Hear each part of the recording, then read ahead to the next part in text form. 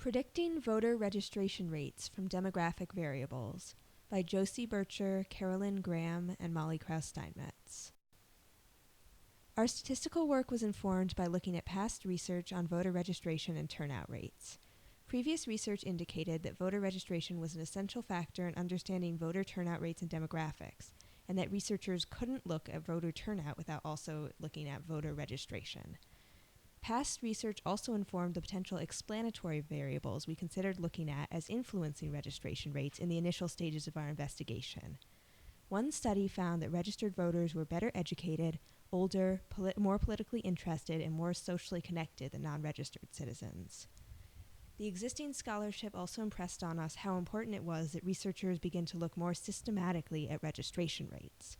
Although one researcher argued that the population of registered voters has ideologically similar proportions to the general population, most scholars agreed that registration had a large impact on voter turnout and subsequently was an important factor in understanding political shifts.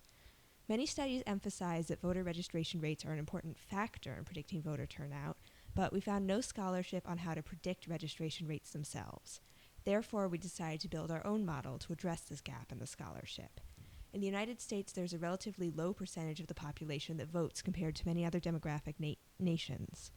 It is important to understand why this is the case and what demographic variables affect registration rates, because then we can seek to address the voices that are not being heard in our political system. Our question going into this research was whether we could predict voter registration rates from demographic statistics of individual counties, including age, race or ethnicity, gender, socioeconomic class, and population density.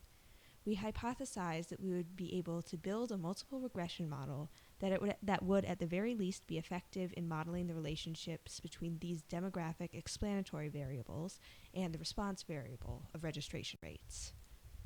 In order to answer our question, we pulled county-level data about 2010 North Carolina from the University of North Carolina Carolina Population Center, as well as the United States Census Bureau. Our response variable was the proportion of citizens above the age of 18 in each county who were registered to vote, which we computed by finding the number of registered voters and dividing it by the number of eligible voters in each county. Our explanatory variables were a wide range of demographic indicators for each county based on the population as a whole. We used the proportions of the total population of each county that was white, black, Asian American, American Indian, and other as separate indicator variables for race, and used the proportion of the county that was Hispanic as a variable for ethnicity. We found the male count and the female count for each county, and created an indicator variable of the proportion of each county that was female, so that we could look at gender. We knew from our research that age was a likely explanatory variable for registration rates, so we created several indicator variables showing the proportion of each county's population that was aged 20 to 29, 30 to 39, etc. at the time of the census. It was difficult for us to find a perfect measure for the economic status of each county, but we used a variety of available statistics as potential explanatory variables related to economic class, including each county's median household income, poverty rate, child poverty rate, and unemployment rate. We also considered the possibility that whether a county was primarily urban or rural would have an impact on registration rates, so we used population density and total population as our final explanatory variables. In order to develop a model, we first examined the correlation between each explanatory variable and the response, which was percentage of registered voters. We also looked at correlation between sets of explanatory variables, for instance, poverty and childhood poverty. To examine correlations between variables, we both calculated directly and visualized the individual relationships. Shown here are the relationships between our response, percentage of voters who are eligible, and 4 of the variables in our model: population density, and proportions of the population that are female, proportions that identify as Hispanic, and that are ages 60 to 69. Population density versus voter registration was not particularly revealing of significant relationships, but did make evident that a transformation could be beneficial. Attempts were made to transform population density, but no results were significantly different. The proportion of the population identifying as Hispanic did have a clear relationship with the percent of registered voters. As the proportion of Hispanics in the population increases, voter registration decreases. population aged 60 to 69 also demonstrated a relationship to registered voters, where an increase in the proportion aged 60 to 69 correlated with a higher rate of voter registration. Lastly, as the proportion of females in the population increases, we see no clear trends in percent registered voters. In addition to relationships between our explanatory and response variables, we also investigated correlations between different explanatory variables. One relationship was particularly revealing between the percent of population in poverty and rate of childhood poverty. These two variables were found to be highly correlated, as shown in the bottom graph. We see slight negative correlations between the two and their response variables, but it turned out that they were much better at predicting registration rate when they were combined as an interaction term. This makes sense since the childhood poverty and overall poverty rate are highly dependent on each other. After getting a sense of how our variables interact, we used the best subsets technique to narrow down which variables were the most important. This gave us a basis for a best model, which we then proceeded to optimize. Attempting transformations of different variables and creating interaction terms optimized our R-squared values, our residuals, and normal probability plots. The extra sum of squares test was used to determine if a modification to the model changed its predictive power significantly. The final determination of the model proceeded using all of these methods and factors and resulted in the optimal combination of R-squared, residual plots, normal probability plots, and simplicity.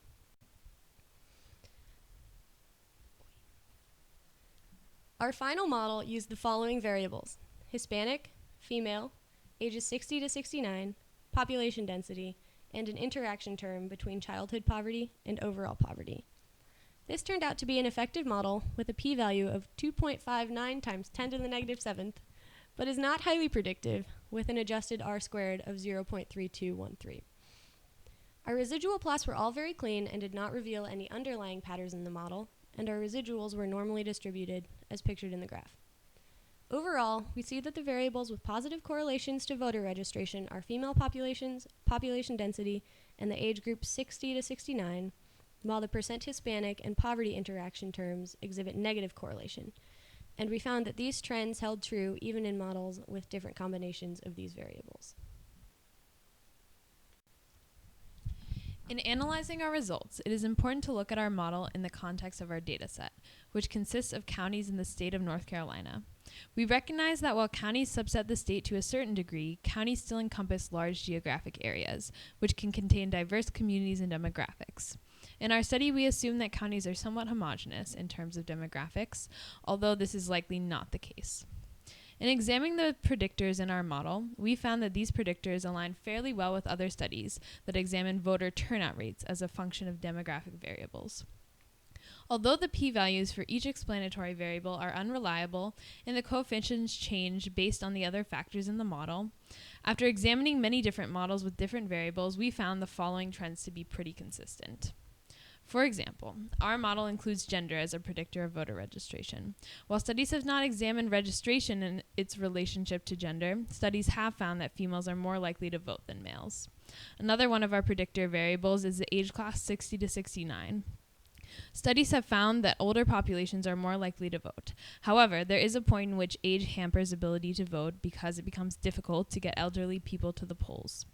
The age class 60 to 69 includes a lot of newly retired citizens who would be likely to vote and may not have reached the threshold in which it becomes very difficult to get to the polls. Our model also includes an interaction term with percent in poverty and percent childhood poverty. Previous studies have shown that economic status is linked to voter turnout, and researchers have related this back to education, since people in poverty are likely to be less educated than those who are not, and education is highly correlated with voter turnout. However, education is not the only factor that affects this relationship. There are certainly other confounding variables. Economic status can also be related to population density, which is another predictor in our model. One study in 2014 estimated that more than 500,000 people in North Carolina live in economically distressed census tracts. Tracts in this case refer to smaller subsets of counties. The variables used to identify these tracts are economically distressed, where unemployment rate, annual per capita income, and poverty rate. While North Carolina's recent shift from an agriculture-based economy to an economy based on technology, pharmaceuticals, and financial services, urban areas receive much of the benefit of this shift, and rural areas often struggle. Our model shows a positive relationship between population density and registration rates, which seems reasonable since urban areas are likely to do better economically in North Carolina, and this has been shown to be correlated with voter turnout. However, this study found that urban areas contain 65% of the state's distressed tracts, and per capita income in urban distressed tracts was $13,000 lower than in rural distressed tracts. This just goes to show that the relationships between these variables are complicated and depend on a host of other factors. In relation to race and ethnicity variables, the same study concluded that people living in these economically distressed tracts are disproportionately people of color. This statistic is not surprising, as many studies have shown a link between economic status and race/ethnicity in the United States. Our model includes ethnicity, Hispanic versus non-Hispanic, as one of the predictors of voter registration. According to our model, counties that contain greater proportions of Hispanic residents have lower registration rates. Many studies have found that people of color are less likely to vote, a relationship that is very complicated and contains many confounding variables. Overall, many of our predictors are correlated with each other to some degree, and there's not a single variable that we found to be highly predictive of voter registration. Although we have an effective model, it is not highly predictive. Among all of our variables, we did not find an explanatory variable that has a very strong relationship to registration rates. However, when examined together, they can be used to create a somewhat predictive model. It's important to keep in mind that there are lots of other factors that can have an influence on voter registration, such as intensity of voter registration drives, local registration practices, the neighborhood and social context, as well as education. We did not consider all of these variables when constructing our model.